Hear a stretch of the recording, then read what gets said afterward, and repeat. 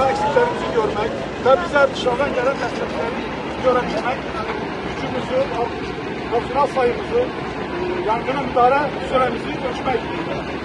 Fabrikamıza katılan 112 sağlık, AFAD, Türkiye ekipleri, CİSLE, Şırnak ve İzmir Belediyesi toplam 150-200 kişiye yakın personelimizle birlikte fabrikayı gerçekleştirdik. Son derece başarılı bir fabrikaydı.